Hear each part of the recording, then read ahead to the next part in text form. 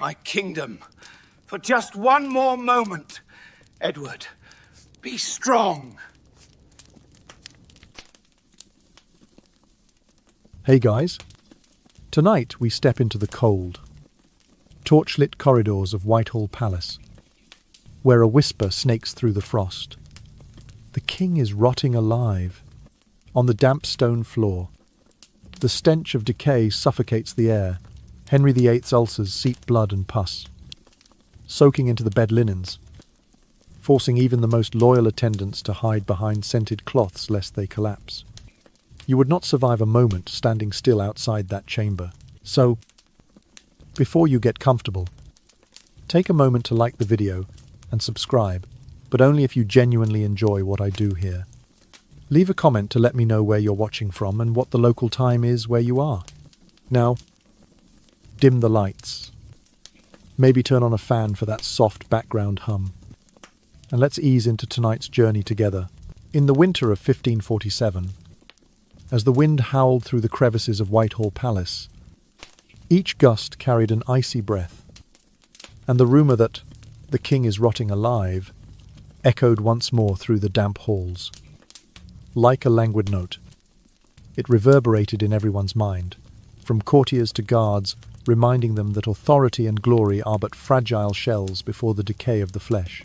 Behind the heavy door where Henry VIII, once the Lion of England, was enduring his final, haunting days, time itself seemed to halt, his body swollen and festering, each ragged breath stirring the candle smoke into uneasy eddies.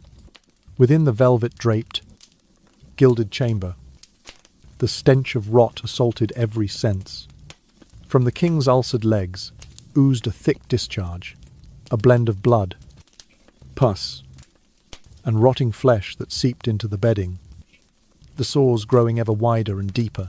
Outside the door, the royal physicians were at a loss. All they could do was replace the bandages continuously, mop the floor, and pray the king would not scream in the night, for such screams were more terrifying than the room's deathly silence. The curtains rustled in each gust, a reminder that however bitter the January cold, the air inside remained suffocating. In that sick room, no weakness was permitted. One careless movement could burst a sore, releasing the pungent perfume of death. The loyal courtiers, though trembling so violently their heads spun, still stood dutifully behind handkerchiefs soaked in licorice, rosemary, and vinegar to stifle the stench. Yet even with noses covered, they could not prevent themselves from retching in the corridor, a stark sign that the odour had become the room's sole ruler. Some described it as the smell of fermenting flesh. Others likened it to the breath of death itself. Oh, despite the biting chill of January freezing everything it touched, the door remained wide open. It was believed that fresh air from outside might dilute the stench.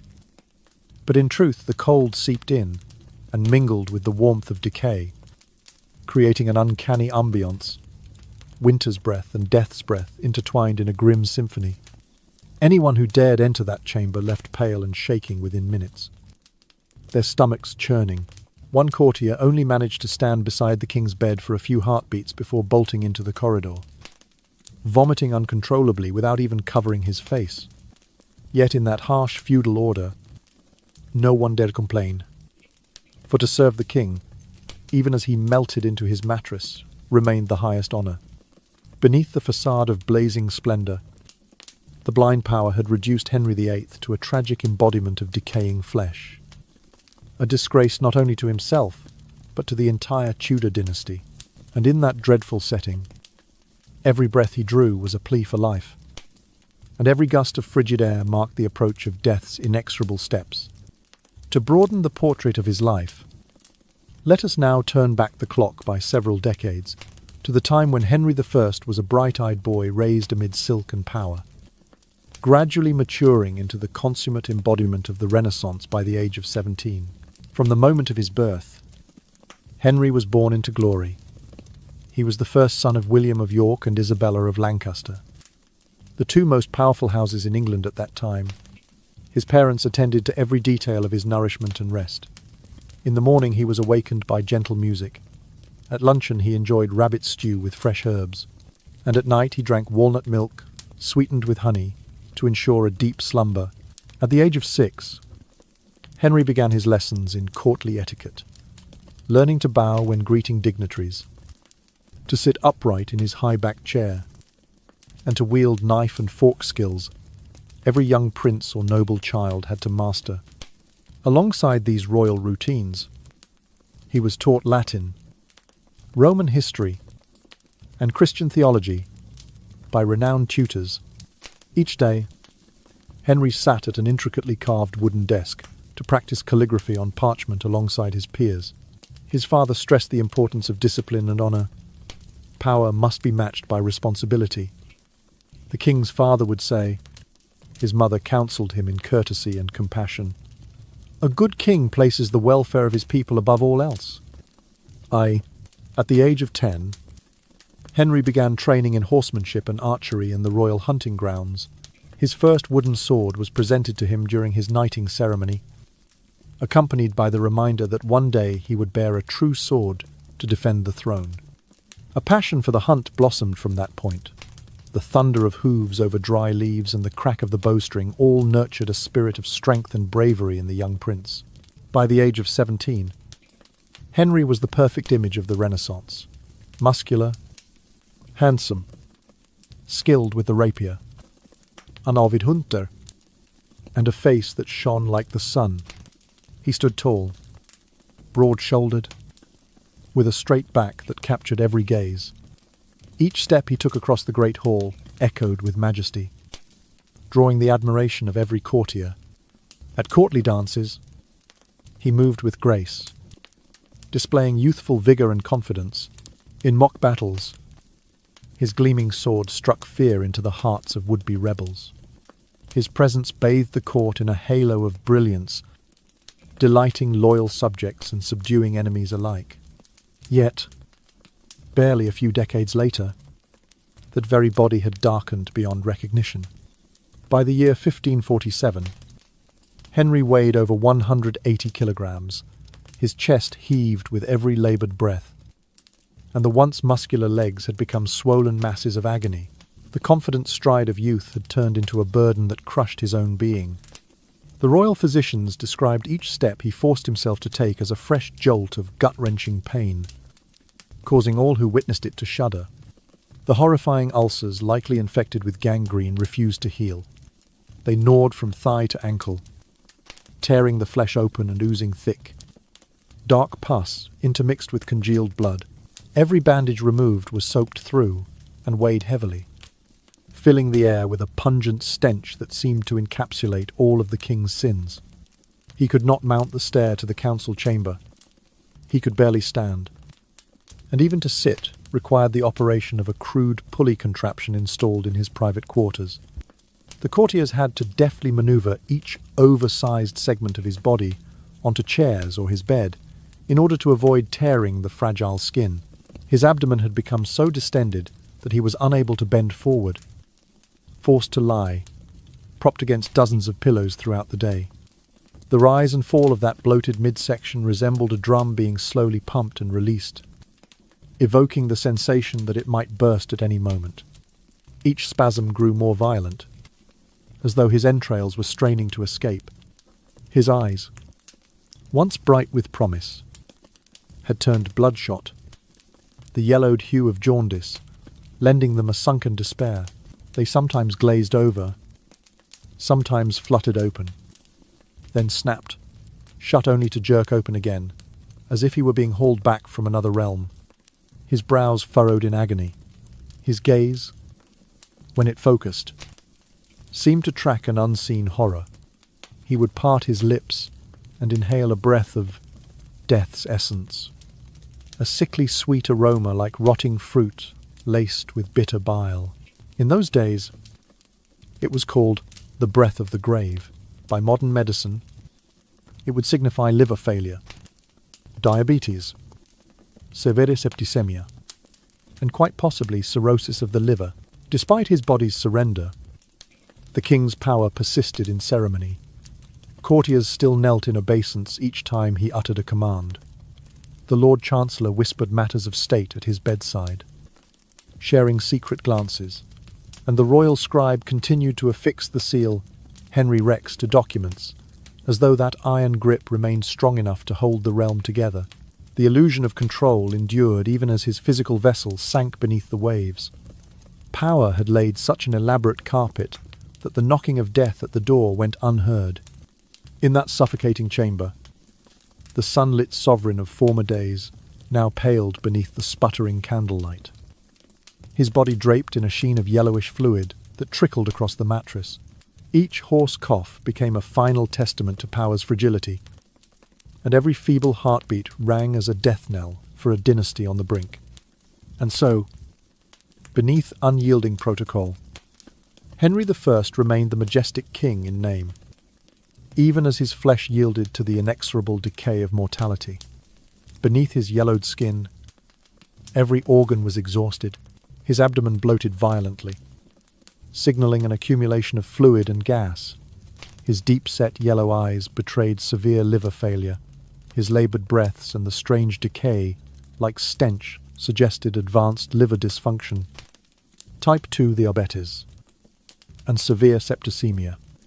The gout, the king's disease, tore at his joints, while osteoporosis rendered his bones brittle.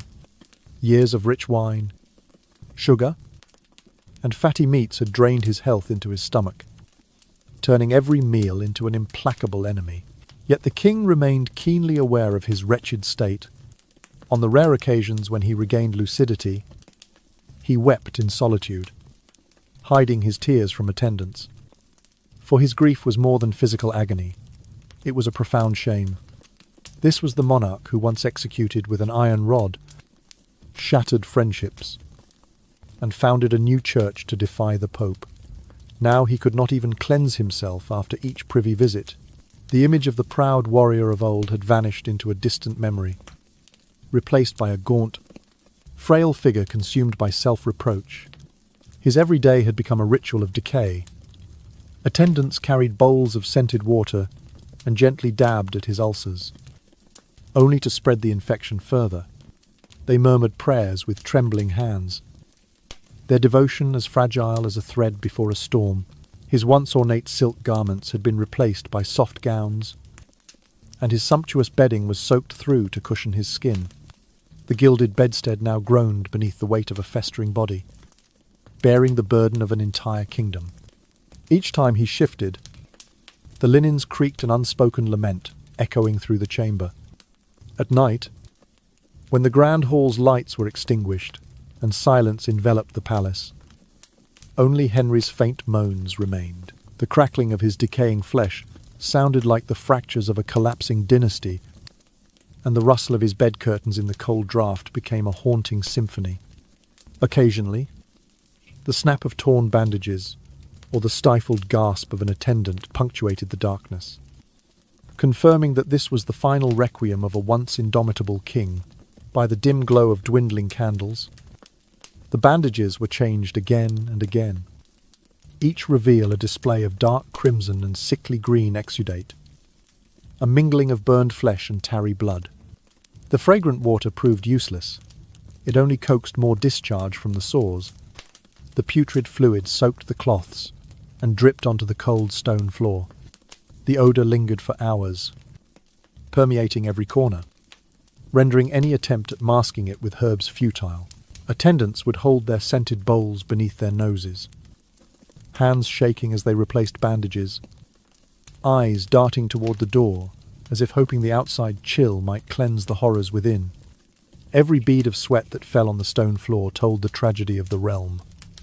From lavish feasts to midnight ulcerations, from power's delights to the king's humiliating decay, thick quilts and plush pillows could not muffle Henry's agonized cries that resounded through every alcove of the palace. Those sounds etched themselves into the minds of all who heard them, a reminder that authority offered no refuge from the body's inevitable decline. The severity of his pain twisted him into a wreck, tears mingling with blood streaming down his hollow cheeks. Each effort to remain still to avoid tearing the bandages became a battle against a mattress soaked in his own fluids. As if the king were fighting an invisible foe, daytime brought no relief.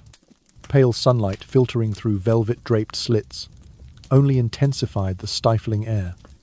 Birdsong from the enchanted gardens beyond could not penetrate the sick room's quarantine. Henry opened his eyes dully, staring at the small window pane. Unable even to discern day from night, attendants whispered, "Your Majesty," at the faintest stir, hastily offering his medicine, then hurried to spoon lukewarm gruel into his mouth. The gruel, cold and unpalatable, remained the only nourishment he could swallow. The stench of rot had embedded itself in everything: walls, curtains, clothing, even the surfaces of medicine jars. Occasionally, someone would hold a bundle of dried branches to the flame, hoping that the rising smoke would mask the reek, only to create a grotesque blend of incense and rotting flesh. Every surge of fragrance seemed to awaken the sores, causing them to weep even more copiously, as though seeking revenge. One night, a maidservant broke down in tears while attempting to change the king's bandages. Her hands trembled and lost their strength. She could not absorb both her tears and the discharges. A single teardrop fell onto the velvet wall, disappearing in her panic. She knelt, murmuring prayers, then bolted for the corridor, leaving behind an oppressive silence. The sound of her fleeing footsteps confirmed that none could endure the ordeal for long. Henry's agony extended hour by hour, minute by minute.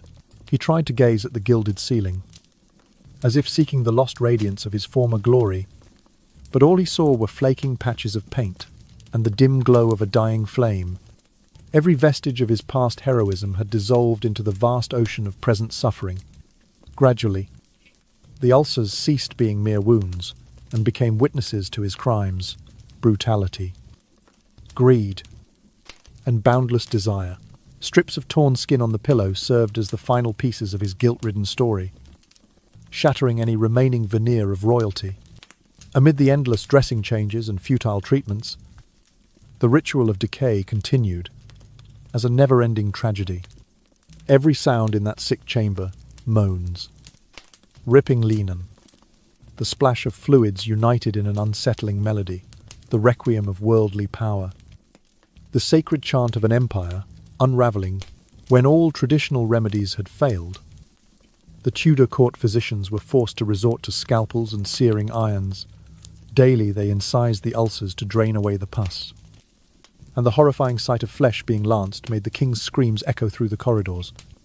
At such times, even the guards would raise signs reading "No gathering" to keep curious onlookers at bay. Folk cures onions, honey, boiled figs were tried one after another, but each only inflamed the wounds further, turning them a deeper, angry red. As desperation set in, they concocted a mixture of pulverized human skull, rose oil, and opium, pressing the macabre paste onto the sores before administering doses of mercury, now known to be a potent neurotoxin, in hopes of purifying his blood. There were occasions when the king was made to drink what they called a cleansing wine, spiked with substances so fearsome that even his most loyal attendants recoiled. The acrid tang of burnt flesh mingled with the metallic sting of mercury, suffocating the chamber in a pall of dread. The pressure on the medical staff extended beyond mere expertise. Failure meant treason, and treason could cost them their heads. Dr. William Butts was reported to have wept when ordered once more to lance the king's agonized limbs. Thomas Wendy recorded in guarded language the horrendous burden of tending what amounted to a living corpse. One physician even suggested applying vinegar mixed with animal dung to cleanse the blood, a practice so foul that it only aggravated the ulcers and provoked Henry's wrath when he roused from an opium stupor. Through the long, oppressive afternoons, clouds of rosemary and frankincense smoke filled the air in a desperate bid to mask the smell of decay. Yet more dreadful than the stench was the terror that gripped every healer. They could neither flee nor refuse. For a single disgruntled glance from the king could spell immediate execution. Each lancet's cut, each drop of tincture, carved another tragic stroke in the final portrait of the Lion of England. Once triumphant, now fallen beneath unchecked power and indulgence.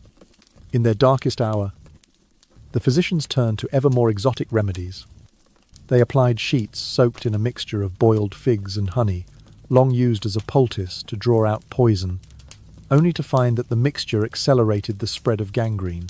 At times, Henry was administered draughts of distilled flowers, a syrup rumoured to ease pain but little more than a sweet poison. His attendants described the king's face contorting with renewed agony as he swallowed, and then slumping back onto his pillows, breath ragged, his eyes glistening with tears of frustration. One afternoon, in a grim ritual witnessed by only a handful of the most devoted aides, Dr. Butts held a pair of red-hot irons over the worst of the king's lesions, searing away necrotic tissue in the name of healing. Henry's anguished roar reverberated off the stone walls, drowning out the even more dreadful sound of flesh sizzling on metal. The flames cast grotesque shadows across the chamber, turning it into a macabre theatre where science and superstition both took the stage. Despite the horror of these procedures, the court's hierarchy brooked no delay. Lords and bishops pressed for news of Henry's recovery. Each report of progress raised hopes that were dashed the moment the swelling returned and the weeping wounds opened anew. Royal edicts demanding loyalty were issued under the king's seal, even as all who penned them knew the bearer of that seal lay dying of his own excesses. By candlelit midnight, the chamber seemed to have shrunk into the king's body itself. Attendants whispered prayers under their breaths, their faces pale reflections of the tormented monarch. None could meet Henry's gaze. When they dared, they saw not a mighty sovereign, but a man broken by his own appetites. For each moment of fleeting hope, when a poultice appeared to soothe, or a tincture offered respite, there came a terrible relapse. Fresh blisters, deeper discoloration, fetid fluid, pooling like liquid rot. In whispering tones, the staff spoke of a curse, some ancient malady reawakened. Others blamed the very hands meant to heal, transforming scalpel and cautery into instruments of torture. The line between treatment and torment blurred, until it vanished entirely. The tapestry of Henry's reign, once woven with conquest, devotion, and splendour, now lay ragged, stained with the gore and sorrow of his final days. And so each morning the physicians returned, renewed both in fear and resolve, to repeat the ghastly ceremonies, to peel back bandages, to rasp away blackened tissue, to coax yet another drop of life from a body desperate to surrender.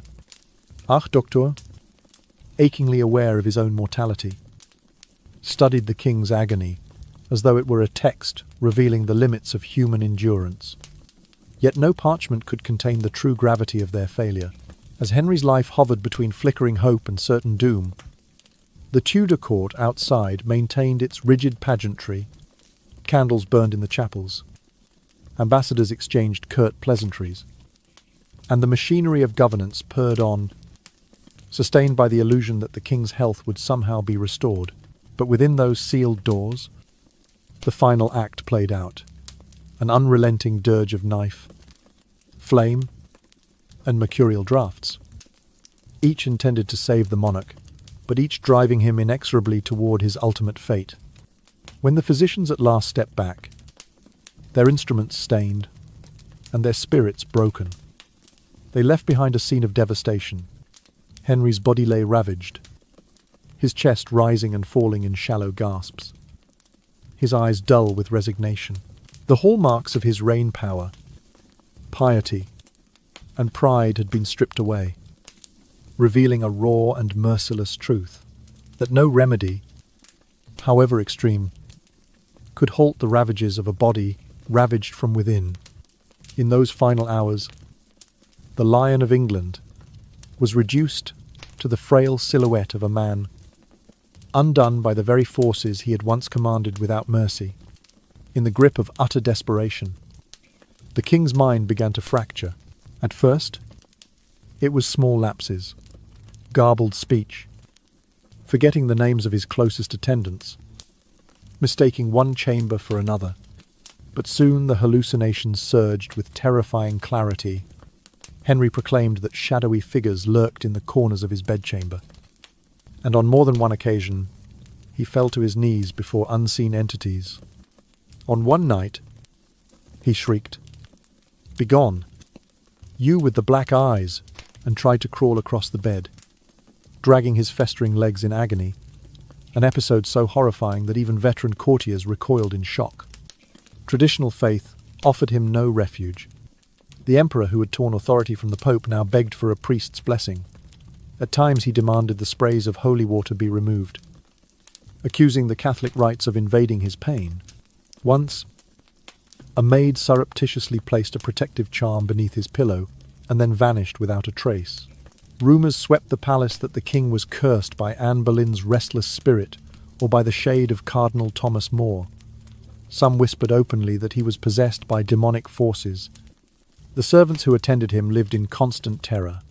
A single misstep, a fleeting glance, could be construed as treasonous. On more than one occasion, the king ordered his physicians to taste their own concoctions before he would swallow them. One such doctor complied only to vomit at the first sip. Henry, in the thick of opium's haze, laughed a grim, mocking laugh and drank the brew regardless. The Hippocratic oath and fear of royal wrath bound his healers in a cruel dilemma. To fail in treatment meant execution, but to refuse meant the same fate. Gradually, the physical torment morphed into psychological torture. There were days when Henry fell silent for hours, then erupted into low, sinister laughter, as though delighting in his own ruin. The wind that howled through the palace corridors seemed to harmonize with his moans, transforming Whitehall into an open-air gallery of madness, a shameful monument to the unraveling of a once omnipotent monarch. In these moments, every murmur of prayer felt like a betrayal, every whispered chant an intrusion upon his suffering. On nights when the candles flickered low, Henry would clutch at the sheets, pressing his face into the cold linen as if it might guarantee some measure of safety. When he glanced up, his eyes were haunted by terror rather than regal defiance. His bedchamber, once a bastion of power, had become a carnival of phantoms, real or imagined, each reflecting a fragment of the king's shattered psyche. The tension within the Royal Medical Corps reached a fever pitch. Dr. William Butts, who had once shed tears over the scalpel's cut, now accepted that he stood powerless before the king's mind. Even Thomas Wendy's secret diary entries shifted from clinical observations to anguished reflections on the horror of serving a man who both demanded and feared every remedy. No longer simply physicians, they had become reluctant jailers in a cell of flesh and delusion, bound by oaths they could neither fulfill nor escape. Despite all the rituals of care, the incantations, the ointments, the prayers, the king's breakdown only deepened. At times, he would suddenly call for the imperial standard, demanding to be dressed in his ceremonial robes. On others, he would angrily command that every symbol of sovereignty be removed, insisting that such pomp threatened to suffocate him. His contradictions echoed through the silent nights, leaving attendants to tiptoe between hope and dread, praying that the next dawn would bring either mercy or release. By the final days, Henry's condition had transcended mere illness. It was an exhibition of the human mind's fragility under the weight of unchecked power and unbridled ambition. The Lion of England, who had once roared commands across battlefields and courts alike, now whimpered in his bed, tormented by ghosts of his own making. Whitehall Palace stood witness to his descent, its stone corridors forever echoing the hollow thuds of his agony, a reminder that not even the greatest monarch is immune to the ravages of his own body and mind. The king's bedchamber had transformed into a realm of unrelenting gloom, known among the household simply as the dark chamber. The once opulent carpets were ripped up or draped in heavy black curtains, and the walls were concealed beneath sombre velvet hangings. Light seeped only from dozens of candles scattered on shelves, beside the bed, and even on the floor, casting flickering halos of flame that resembled a perpetual funeral vigil. There was no music, no laughter, only a silence, so profound it felt alive, suffocating any whisper of comfort or hope. In the dark chamber, an unspoken rule forbade any raised voice. Attendants moved like shadows, their footsteps barely more than a breath on the stone floors. For a single glance of ire from the king could seal a fate worse than the decay itself. One maid swore she beheld a chilling figure standing at the foot of the bed, indistinct in form, but radiating cold that seeped into her bones, and she descended into madness not long after.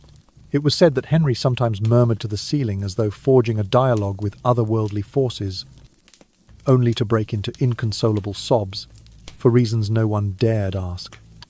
The stench of rotting flesh exuding from his festering ulcers had permeated every surface. The walls, the curtains, the very air itself. Sprigs of rosemary, incense, and dried herbs were burned ceaselessly in a futile attempt to mask the odour, but to no avail.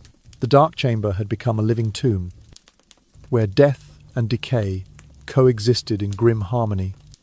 Whenever a newcomer dared step inside, the king's sunken eyes would track them, as if to challenge, "Do you dare betray me?" A question that hung heavy in the musty candlelight. Outside that black-draped sanctuary, only the soft shuffle of footsteps and hushed prayers drifted along the corridors, occasionally mingling with the distant howl of a palace hound trapped behind shuttered windows.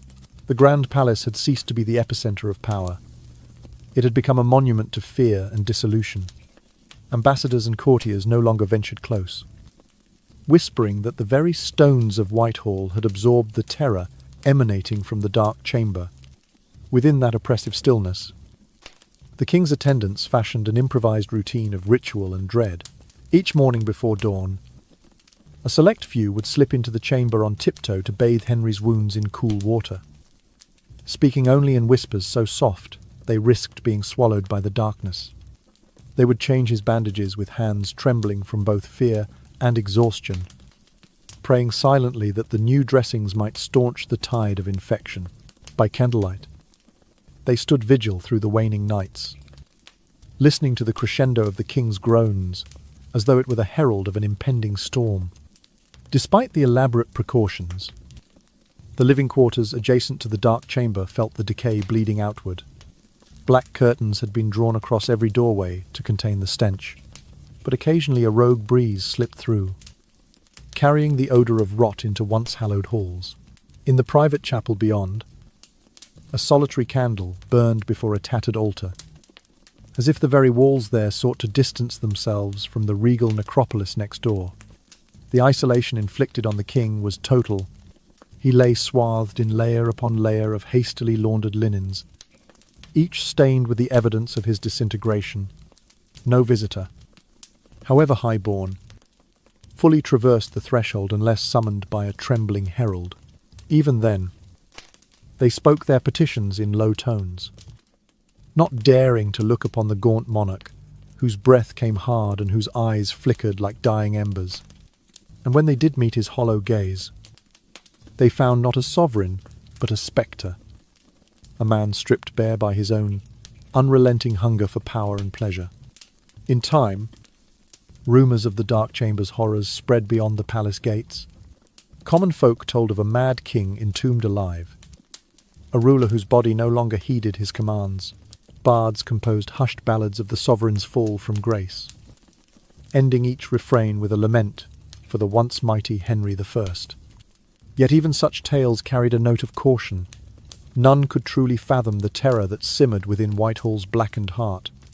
And so the days bled into nights, each one identical to the last, a ceaseless vigil of shadows and flame, of rotting flesh and whispered prayers, contained within walls that bore witness to a monarchy's final unravelling. The Dark Chamber stood as the ultimate testament to the fragility of human ambition, a place where even a king's grandeur could be consumed by the relentless advance of decay. On the coldest morning of the year, Henry suffered a violent convulsion. The bed shook as though rocked by an earthquake, and the candle perched on the bedside table flickered wildly before toppling over. A terrified attendant cried out for help as the royal physicians rushed in, but they could not stop his body from thrashing, curling into itself, eyes rolling wildly, mouth frothing. One courtier who witnessed the scene later described the sound as akin to a wild beast's roar. The seizure ended as abruptly as it had begun, leaving the king in a state of half-consciousness and half-delirium. His right side lay paralyzed. His face drooped into a grotesque mask, and his speech tumbled out in endless, meaningless repetition. The common folk called it a stroke. Modern medicine concurs that was likely the case. He could no longer issue decrees, no longer condemn traitors, or bestow blessings. His once thunderous voice was gone. That very night, attendants were summoned in haste to prepare for Thomas Cranmer, the Archbishop of Canterbury, who was to deliver the king's final prayers. Cranmer knelt beside Henry's bed, murmuring liturgies in a low voice, beseeching some sign from the king's fading spirit. After several long minutes, Henry squeezed the archbishop's hand with a faint grip, barely more than a whisper of movement. It was the last gesture he would ever make, a silent farewell, barely noticed in the tense hush. No cannon boomed in salute, no banners snapped in the wind. There was only an absolute, horrifying silence that fell over Whitehall Palace. The stone corridors seemed to hold their breath, as though waiting for some grand announcement that never came. At last, a lone sentinel dared to murmur, "The king is dead," and the words broke the silence like thunder, sending ripples of disbelief and grief through the stillness. Henry I had reigned for over 3 decades, but his passage from life was not marked by grandeur or spectacle. Instead, it concluded with a brief exhale and those faint, final convulsions that still echoed in the minds of all who heard them. There was no grand farewell, no final proclamation of his glory, only the sobering truth that even the mightiest sovereign can slip away in the fragile space between breath and silence.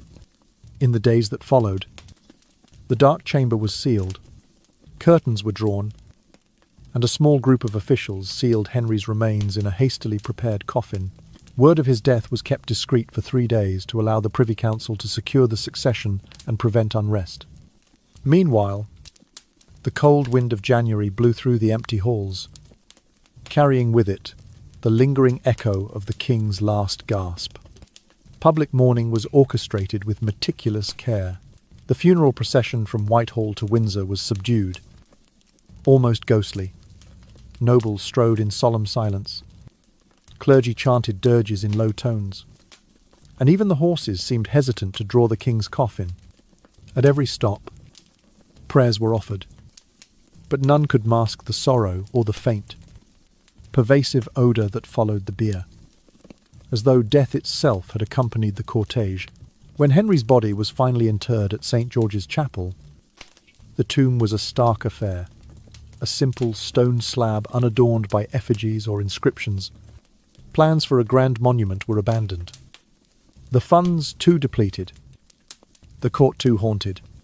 Thus, the man who had reshaped England's faith and waged wars across the continent was laid to rest in austere anonymity.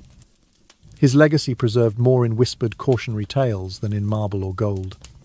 And so the chapter closed on Henry I, he who had stormed the papal gates, dissolved monasteries, and redefined the very nature of kingship, departed this world in a breathless whisper. The roar of his younger days, the grandeur of his courtly pageants, and the thunder of his voice in council chambers were all reduced to memories flickering like dying embers. In that final, quiet moment, the great Lion of England yielded to the inescapable hush of mortality. Power would not permit the king's death to be announced immediately. For 3 days, the throne remained vacant while Henry I's corpse lay undisturbed in the dark chamber, his body grotesquely bloated, and the stench of decay intensifying with each passing hour. Physicians and attendants soaked linen cloths in vinegar and bundles of dried herbs to mask the odour. But their efforts offered only fleeting relief. Pus from the festering sores seeped through the layers of cloth and onto the cold stone floor, where it pooled in dark, sticky rivulets. Along the corridors of Whitehall, the ritual of court continued as though the king still lived. Servants brought trays of food, announcing that His Majesty was resting and recuperating. The Chancellery stamped royal documents and the Privy Council issued routine orders under his seal, their hollow formality preserving the illusion that death had not yet claimed its sovereign. In the palace's hushed interlude, a silent power struggle erupted. Protestant reformers sought to expedite the accession of Prince Edward, conservative Catholics rallied behind Princess Mary, and foreign lords watched for an opportunity to intervene. When the time came to move the king's remains, the full horror of decomposition revealed itself. His abdomen had swollen to an unnatural girth, and his skin had turned a sickly greenish blue. The mercury and poultices applied in his final days had further leached the life from his features, rendering his face ghostly and hollow, as pallbearers laid him in a hastily constructed wooden coffin. A sudden, terrifying crack echoed through the chamber. The coffin lid, pushed from within by expanding gases, burst open. Festering fluids surged forth, spilling across the floor in a dark, greasy tide. A stray dog, drawn by the fetid odour, trotted in and began to lap at the discharge before aghast attendants chased it away. Word of the scene spread like wildfire through London. Courtiers whispered in taverns of a monarch whose body literally erupted from within. To some, this grotesque spectacle was divine justice incarnate. The brazen king has finally received his reckoning, they proclaimed. Others among the nobility recoiled in horror, refusing to come near the tainted coffin, while a few acted swiftly to arrange the funeral rites, hoping that a prompt burial might dispel the malign presence that seemed to cling to the palace. Those 3 days of secrecy, intended to safeguard the succession, instead became a period of dread that London would never forget. Commoners spoke of the dark chamber as though it were a forbidden crypt, its very doors a barrier between the living and a horror beyond imagining. Even after the coffin was finally sealed, rumours persisted that black smoke drifted from the palace slits, and that the stench of corruption lingered in the tapestries. On the 4th day, the Privy Council convened in solemn session to proclaim Edward as the new king. A muted trumpet called the announcement, but it felt more like a lament than a fanfare. Courtiers muffled their voices as they pledged oaths to the child monarch, their eyes still haunted by the memory of the decaying corpse that had occupied the throne. Princess Mary, shrouded in black silk, took her place at the side of the council table, her expression inscrutable to her loyalists. Her silent grief was a quiet triumph. To her adversaries, it was a warning of unresolved tensions that would soon erupt. As the funeral cortege wound its way from Whitehall to Windsor, the pallbearers bore the sealed coffin beneath a canopy of black cloth. The procession was solemn and hushed. Soldiers marched in rigid formation, their halberds glinting in the pale winter light. Clergy chanted dirges in low, reverent tones, and the streets were lined with townspeople who bowed their heads, many clutching rosaries or crosses. The air was cold, but no fire was lit to ward off the chilling breeze, as though even the elements recoiled from drawing too near the king's final passage. At every rest stop, mourners offered prayers, tossing handfuls of frankincense onto braziers, an attempt to purify the air and lay the king's spirit to rest. Yet the incense mingled with the distant echo of the coffin's bursting and the memory of that dog's intrusion, creating an eerie undercurrent that tugged at the procession's dignity. Some soldiers quickened their pace, as though eager to distance themselves from the tainted cargo, while others simply stared straight ahead, their faces rigid with suppressed revulsion. When the cortege finally arrived at St. Croup's, George's chapel, the hastily constructed tomb awaited, or rather, merely a cavity in the floor. Unadorned and provisional, the coffin was lowered amidst a final flourish of ecclesiastical ceremony. The Archbishop of Canterbury intoned prayers for the king's soul, and a handful of nobles placed wreaths of white lilies atop the bier. No grand monument followed. There were no marble effigies, no gilded inscriptions proclaiming his virtues. Instead, the sealed tomb was covered with a plain slab of grey stone. For its emptiness, a testament to both the haste of his interment and the impoverished state of his legacy. In the days that followed, the events took on the character of legend. Pamphlets circulated, decrying the cruelty of concealing Henry's death and praising God for the purging of a tyrant's corruption. Others, more sympathetic, composed elegies on the fallen king, lamenting the fate of a ruler who had once wielded Europe's most formidable throne. Yet beneath both voices lay the same chilling awareness that power, no matter how absolute, cannot forestall the decay of flesh and the reckoning of mortality. Thus ended the 3-day siege of secrecy, a harrowing interlude in which the palace itself became a carnival of fear, and the personal agony of one man resonated as a crisis for an entire kingdom. The memory of those days would endure in the annals of history, not as a triumphant testament to royal decorum, but as a cautionary tale of how even a king's corpse can unleash chaos when power is wielded without restraint. The funeral of Henry I was a hurried affair at St. George's Chapel in Windsor. His coffin was interred in an unfinished vault, originally intended for Cardinal Wolsey, the once mighty ecclesiastic whom the king himself had deposed. The half-formed effigy that was meant to adorn the tomb was never carved. Instead, a simple slab of unpolished stone marked the resting place, devoid of any laudatory inscription or regal embellishment. In the days that followed, diplomats and courtiers alike set about polishing the narrative of the late king's passing. Official chronicles recorded that he laid down his life in peaceful piety, and court painters produced serene portraits showing Henry reclining as if in slumber, haloed by divine light, entirely free of pain or decay. Tales of the coffin's explosive rupture or of a stray dog licking the king's festering remains were suppressed with the utmost secrecy. Relegated to whispered rumour among tavern-goers and servants, rather than the gilded pages of history.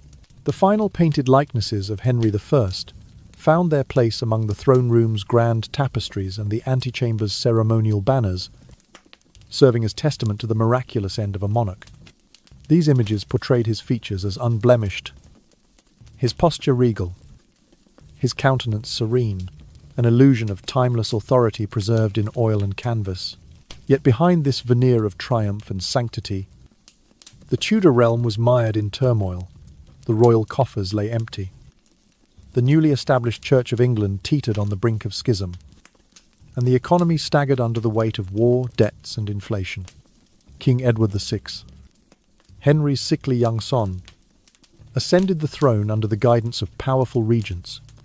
Meanwhile, Princess Mary, Henry's daughter and defender of Catholic orthodoxy, prepared to challenge Protestant reforms once empowered, and Princess Elizabeth, the future Virgin Queen, watched from the sidelines.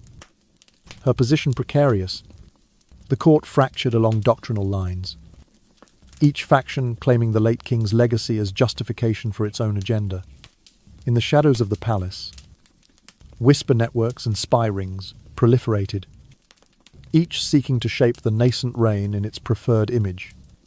In this fractious atmosphere, Henry's true legacy remained the stark and bloody reminder of absolute power's dangers. The stain of his death, the purulent decay, the macabre rupturing of his coffin. The howling dog lingered in the popular imagination as a cautionary tale. It spoke not of glory or conquest, but of the fragility of flesh and the inevitability of decline. Even for those who once wielded godlike authority, scholars and moralists of the following generation would point to Henry's final days as evidence that tyranny and unchecked ambition bear their own price. Sermons in parish churches warned that even a king cannot escape the rot of his own body. And plays at London's theatres sometimes featured allusions to a sovereign undone by his appetites. Henry's sumptuous palaces, his lavish feasts, his ruthless suppression of dissent, all were cast in a new light as preludes to his grotesque demise. Yet for all the moralizing, the story of Henry I's rotting death retained a primal power. It became a fixture of English folklore, a narrative recited in hushed tones to caution rising nobles and courtiers against overreach. The image of the once mighty king reduced to a putrefying carcass in the dark chamber of Whitehall served as a visceral counterpoint to the polished statuary and golden effigies that adorned his monuments. By the end of the 16th century, artists and historians alike had woven the majestic death myth into the Tudor centennial celebrations. But popular ballads continued to speak of the dark chamber and the king who lingered in decay. In a culture that prized lineage and legacy, the tale of Henry's end underscored an uncomfortable truth, that the grandeur of a reign is but a fleeting veneer, and that power without moderation invites catastrophic collapse. Ultimately, the final inheritance of Henry I was not the splendours of his court or the church he forged, but the lesson that absolute authority courts absolute ruin. His rotting death became a bloody, enduring parable of impermanence, a reminder that no crown, however heavy, can long outlast the mortal frame. It adorns, in that dark and musty vault at Windsor, beneath an unadorned stone, lay not just a fallen monarch, but the echo of a warning, that unchecked ambition, like flesh itself, must one day yield to the inexorable advance of decay.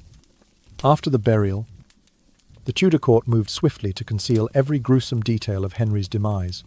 Official chronicles uniformly declared that the late king found his rest in peaceful virtue, omitting any mention of the coffin's explosive rupture or the stray dog that scavenged at his remains. Court historians and artists were commissioned to recast the scene. In their renderings, Henry lay serenely with his eyes closed, haloed by divine light, one hand resting gently upon a gilded Bible, with a diminutive angel by his side. This artifice became known as the majestic death, an epic historical myth tailored for political expediency. Such luminous paintings and flowery court annals easily seduced future generations into forgetting the king's bodily torment. Beneath a white marble bust, an inscription proclaimed, "He departed in tranquil grace." Effectively draping black velvet in the palace's once morbid chamber, courtiers still whispered that none dared record the truth. For any deviation from the official line risked severe repercussions. In effect, writing the unvarnished facts of Henry's end was tantamount to courting disgrace or worse. The illusion of an immortal monarch persisted. Every year, Westminster Hall hosted solemn memorials to honour a sovereign depicted as wise, powerful, and benevolent. Incense curled toward vaulted ceilings as full congregations recited prayers for the king's soul. Meanwhile, tales of the rotting corpse and putrid streams that once coursed through Whitehall's walls were relegated to tavern gossip and market square whispers, perpetuating them as little more than macabre folklore rather than factual history. Yet the sorrowful truth of Henry's end was not unearthed to malign his dynasty, but to serve as a stark moral lesson. However swiftly one may condemn wrongdoing or mete out punishment to rivals, every human body remains subject to decay. The palace itself became a museum of deception, a place where the truth was buried with the king's corpse to uphold the mythos of unassailable power. In the hush of candlelit corridors, a subtle rebellion of memory persisted. Some old servants, too fearful to speak publicly, shared their recollections of the dark chamber in hushed tones by hearth fires. They spoke of the acrid stench that once pervaded the halls and the nightmarish symphony of moans, asserting that the official narrative was a gilded lie. But their voices were fragile, easily drowned by the orchestrated grandeur of court ceremonies. Meanwhile, Foreign ambassadors who quizzed courtiers about the nature of Henry's passing received only the polished account. They were shown luminous portraits, read lofty eulogies, and attended rehearsed orations celebrating a king who passed from this world in holy peace. None of these envoys could have imagined the magnitude of the cover-up, or the way that political necessity had conscripted art and scholarship into the service of a carefully constructed legacy. For a time, the Tudor court thrived under this splendid pretense. Successive monarchs leaned on the legend of the majestic death to bolster their own claims to divine favour. When Edward VI summoned Parliament, he cited his father's righteous departure as evidence that God had anointed their house. Mary I, in her brief restoration of Catholic rights, referenced Henry's pious passing to justify her turn back to Rome, and Elizabeth I would later employ the memory of an unbroken king to unite her subjects in Protestant resolve. Yet beneath this veneer, the kingdom wrestled with the aftershocks of Henry's reign and of his demise. The royal treasury remained depleted, the church divided, and the common people strained under new taxes to pay down wartime debts. Writers in the margins of private letters and clandestine journals pointed to the grotesque end of their erstwhile sovereign as a metaphor for the fragility of earthly glory. They noted that while the tomb was ornate and the epitaph grandiose, no sumptuous monument could truly atone for the rot lurking beneath its surface. By the 18th century, the majestic death had cemented itself in textbooks and chapels. While occasional antiquarians would stumble upon faded scraps of eyewitness testimony fragments detailing the coffin's grisly burst or the dog's nocturnal feast, these scraps, however, were filed away in dusty vaults, their significance overshadowed by dogmatic histories that preferred the spectacle of holy serenity over the horror of physical decay. Thus, the palace in which Henry I once wielded absolute authority transformed into an edifice of willful amnesia. Its walls, tapestries, and marble statuary served as silent conspirators in a grand illusion, preserving a myth of regal sanctity at the expense of human truth. And in that grand tableau of power, the unspoken message remained clear. To challenge the crafted narrative of a king's honourable rest was to undermine the very foundations of the monarchy itself. In the end, Henry's most unsettling legacy was not the church he severed from Rome or the wars he waged, but the lesson woven into the hush of Whitehall's corridors. That power demands the sacrifice not only of rivals and principles, but also of honesty and memory. For the Tudors, as for any dynasty, the darkest secret of all is that the throne must shine.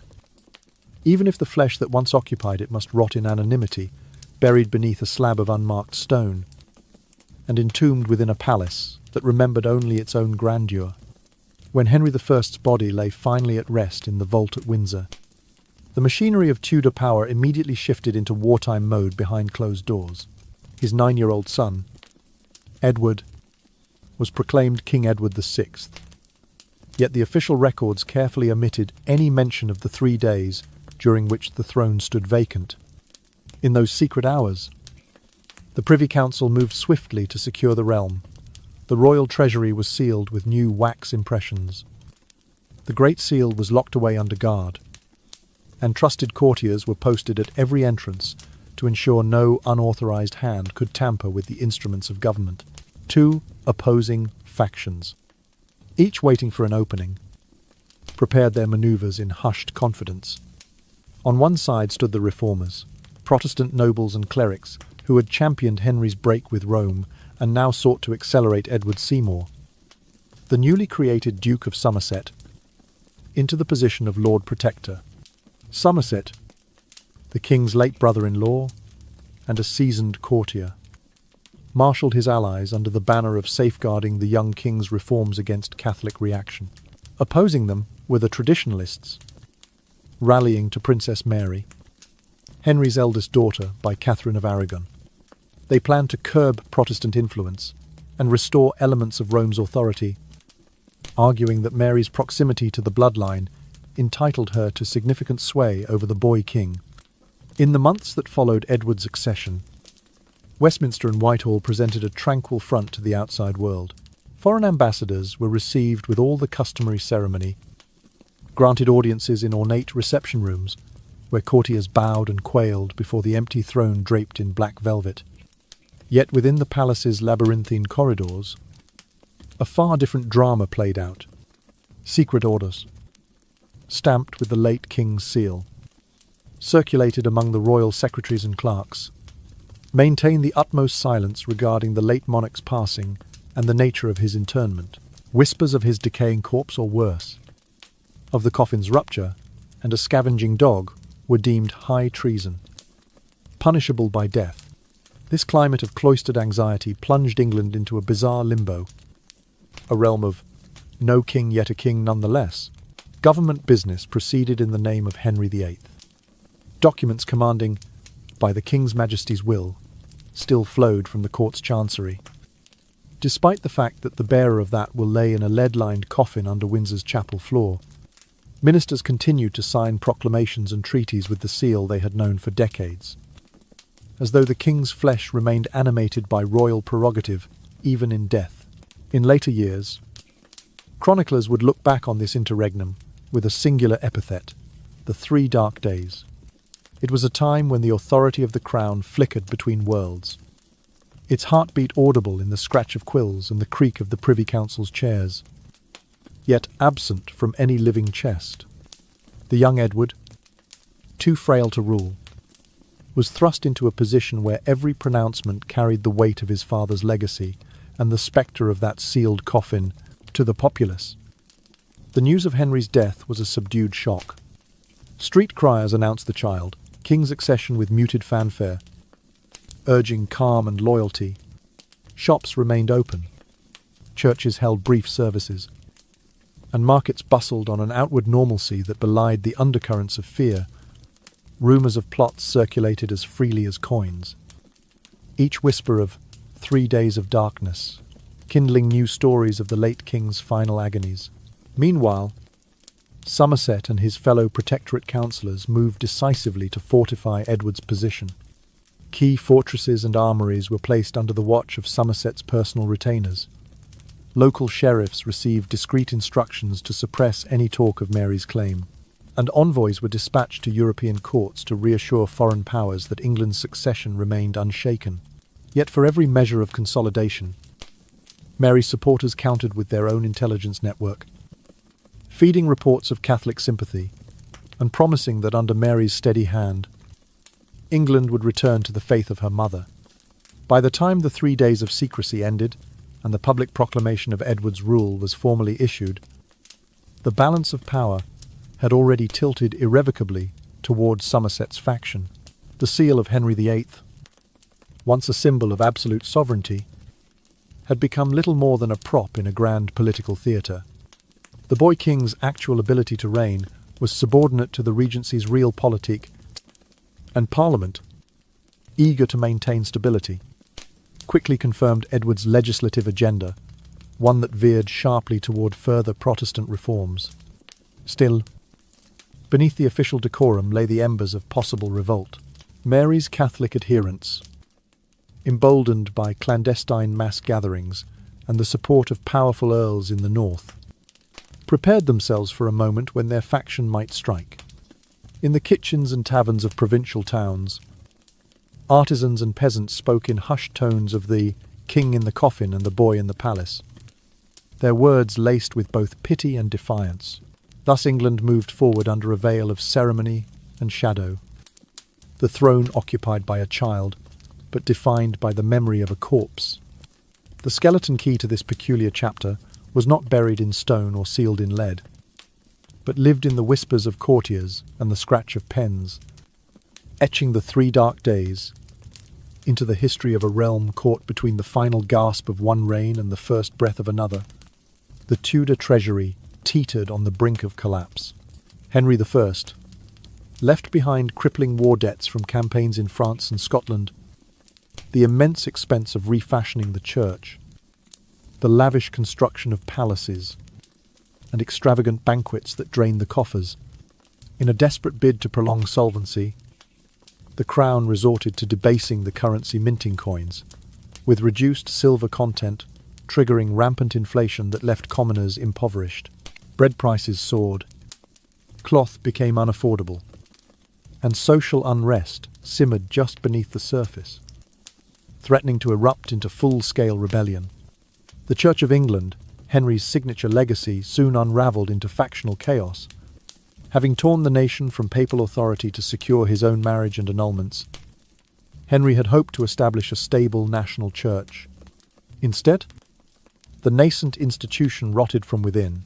When young King Edward VI ascended the throne, his regents enacted strenuous Protestant reforms, abolishing altars, mandating English-only services, and outlawing Catholic rituals. These measures enraged conservative Catholics, who saw their traditional beliefs under siege. Upon Edward's untimely death at the age of 16, Mary I. Henry's eldest daughter, by Catherine of Aragon, seized the throne with the promise of restoring papal supremacy. Mary's zeal for Catholic orthodoxy earned her the sobriquet Bloody Mary, as she ordered the execution of hundreds of Protestant dissenters. Her ardent reversals left England's religious landscape fractured and traumatized. Finally, Elizabeth Primera, the daughter of Anne Boleyn, inherited a kingdom exhausted by doctrinal whiplash. Elizabeth sought a via media, a middle way, by re-establishing the Church of England with ceremonial elements palatable to both Protestants and Catholics, forging a tenuous peace amid lingering distrust. 3 successive reigns bore the scars of Henry's final days. Edward's fragile health mirrored the fragility of the Reformed Church he championed, while Mary's brutal persecution reflected the embittered reaction to his violent suppression of Rome. Elizabeth's careful balancing act could not fully heal the wounds.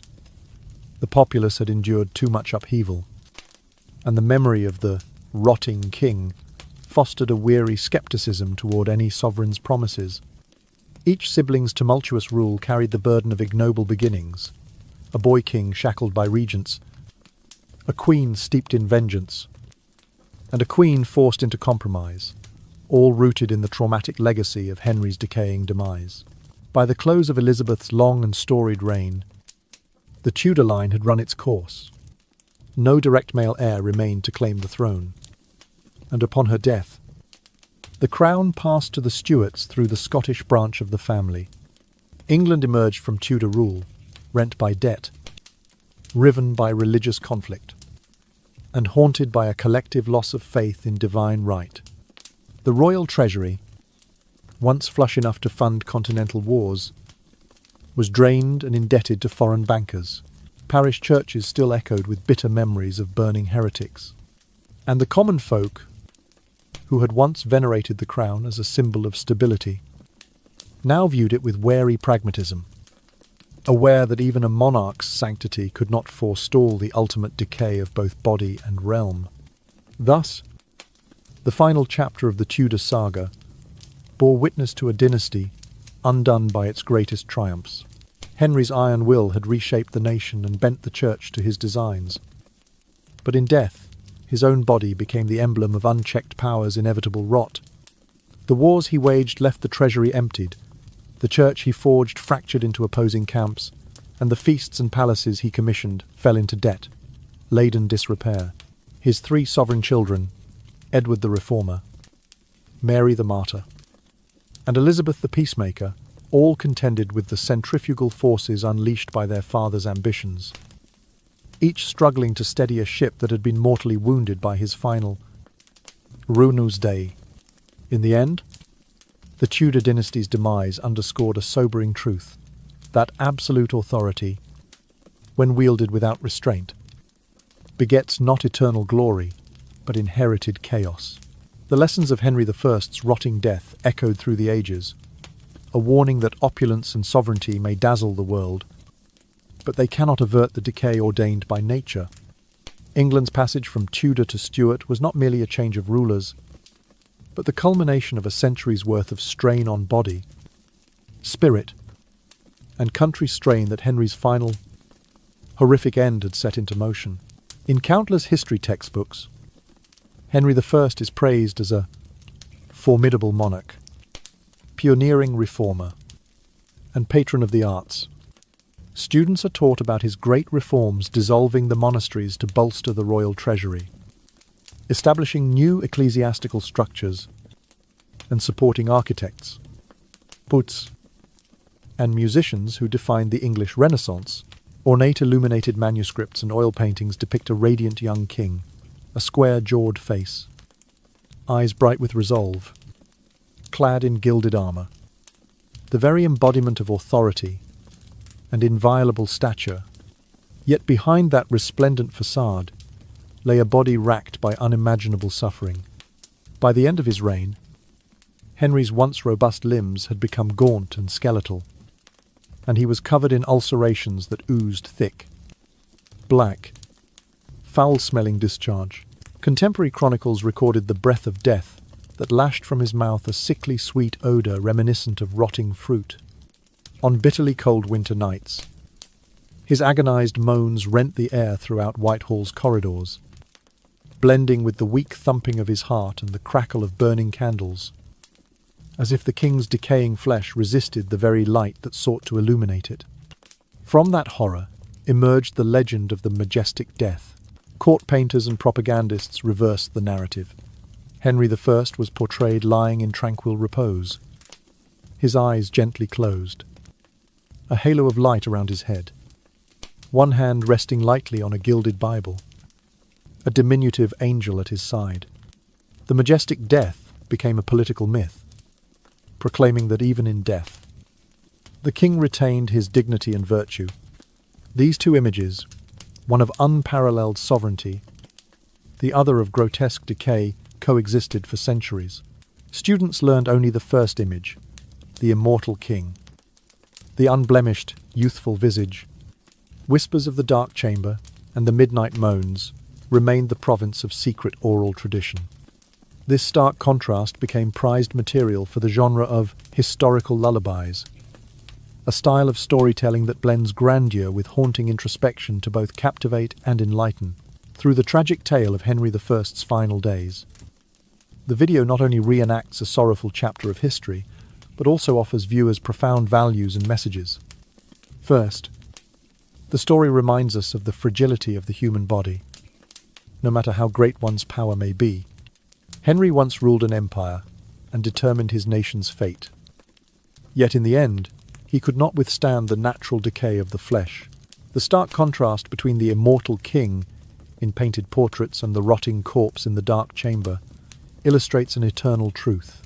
Physical strength is fleeting, whereas the cycle of birth, aging, sickness, and death is unchanging. This serves as a sobering warning to anyone who grows complacent in their authority or personal glory. Second, the video demonstrates the importance of honesty in recording history. When history is embellished or concealed, we risk overlooking invaluable lessons. The myth of the majestic death exists alongside the reality of the rotting king, only because the court sought to preserve its reputation. But this very concealment also obscured the massive consequences for finance, religion, and society. Only by confronting the truth, no matter how painful, can we hope to learn from it and avoid repeating past mistakes. Third, the power struggle that followed the king's death reveals the brutal nature of politics. The 3 days of enforced silence to arrange the succession were the prelude to a century of upheaval, collapse, and religious conflict. This reminds viewers that every decision about personnel or political strategy leaves an indelible mark on the course of history.